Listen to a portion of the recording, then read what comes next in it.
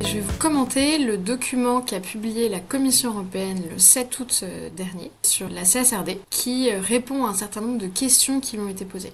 C'est un document qui est important puisque c'est le premier document hors texte réglementaire qui est publié officiellement sur la CSRD. Et il va répondre à des questions qui sont assez précises, assez techniques. Il fait une 50aine de pages.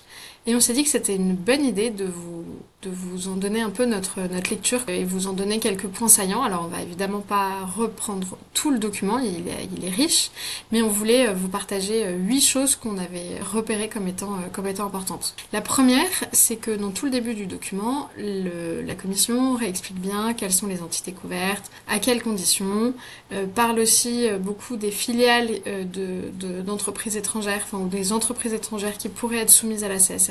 Elle précise aussi à quelles conditions les petites entreprises sont soumises à la CSRD. Voilà, donc il y a par exemple, page 12, un schéma qui vous synthétise bien tout cela. Elle rappelle aussi dans cette partie-là que toutes les entités soumises à la CSRD doivent publier leur propre rapport, ça c'est le principe, leur propre rapport de durabilité, et doivent respecter les ESRS, ou les normes techniques qui sont liées à la CSRD. Elle va ensuite bien rappeler que c'est un rapport audité, mais bon, ça on y reviendra parce que dans la suite du document, il y a des choses sur les audits.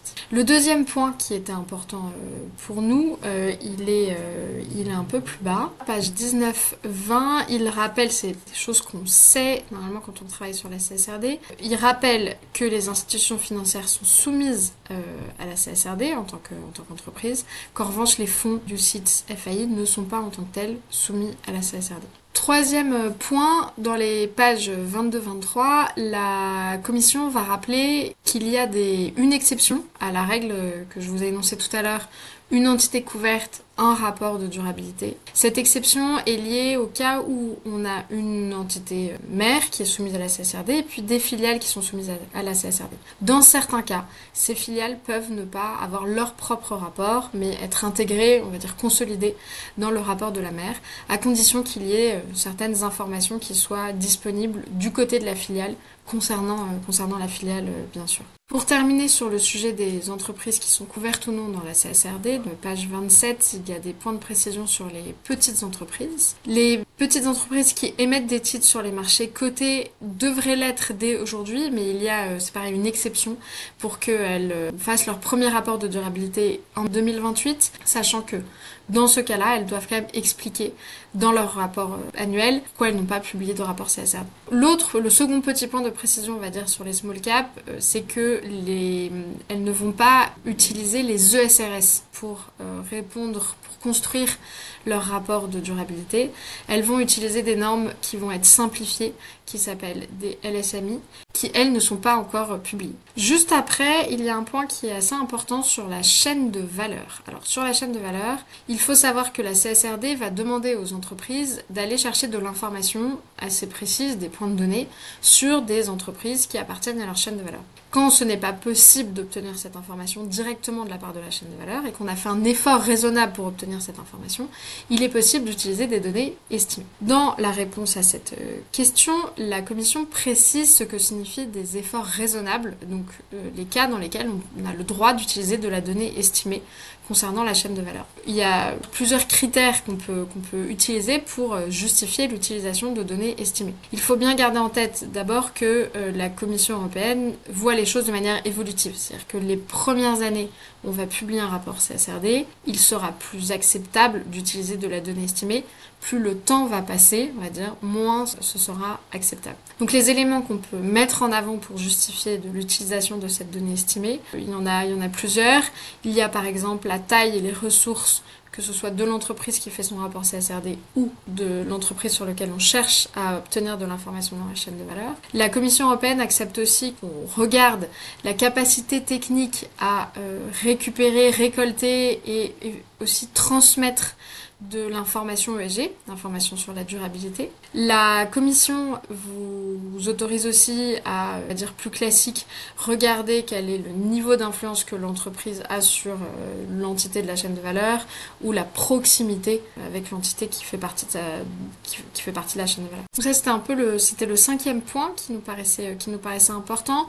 Le 6e concerne les liens entre la taxonomie et la CSRD. C'est précisé à plusieurs endroits dans le document, mais par exemple page 32, la Commission européenne dit vraiment à plusieurs reprises dans ce document qu'il y a un lien très fort, que les données taxonomie finalement font partie du rapport CSRD. Cela signifie que quand on y a par exemple une exemption au fait de ne pas publier un rapport CSRD, donc on ne le publie pas pendant un temps donné, dans ces cas-là on ne publie pas non plus les données taxonomie. Les données taxonomie seront à traiter comme toutes les autres données CSRD, donc elles vont devoir être auditées de la même manière, et surtout n'oubliez pas que les données CSRD, quand l'acte délégué sera paru sur le sujet, devront être digitalisées sous un format spécifique, et donc les données taxonomie seront aussi digitalisées sous le même format. Donc après ce point, on rentre dans une partie un peu plus technique qui va concerner les auditeurs, donc que je passe, et donc si on va à la page 44 pour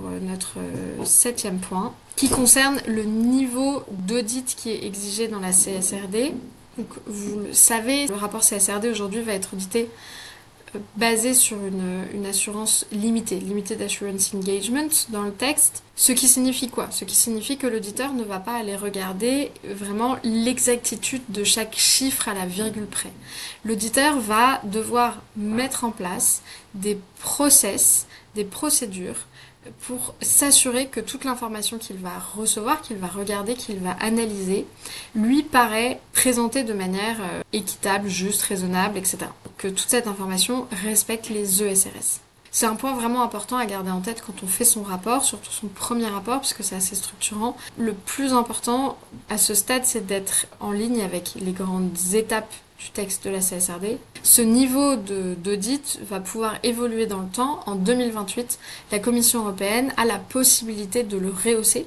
C'est une possibilité uniquement à ce stade. Dernier point, 8e point qu'on voulait voir, il est tout à la fin du document. C'est la dernière question qui est posée et qui fait le lien entre SFDR et CSRD. La Commission va préciser comment est-ce qu'on doit retraiter le cas où une entreprise ne va pas publier un PAI parce que le PAI fait partie d'un thème que l'entreprise n'a pas considéré comme étant matériel. Donc, par exemple, une entreprise qui considère que l'eau n'est pas matérielle ne va pas publier les PAI sur l'eau. Or, l'institution financière qui, elle, s'est engagée à suivre les PAI va devoir consolider les PAI au niveau de son portefeuille et donc récupérer le PAI eau sur chacun de ses investissements. Dans le cas où une entité n'a pas publié ce PAI parce qu'elle n'a pas considéré que le sujet était matériel, l'institution financière a le droit d'enlever l'entreprise de son numérateur, l'entreprise concernée. C'est un point qui avait déjà été évoqué, mais qui là est reprécisé très clairement, et je sais que vous êtes un certain nombre à vous poser cette question. Voilà, on arrive à la fin du document, j'espère que la vidéo vous aura été utile, et surtout si vous avez la moindre question concernant la finance durable, CSRD, SFDR, etc., n'hésitez pas à contacter Moonshot ou à vous abonner à notre newsletter. Au revoir.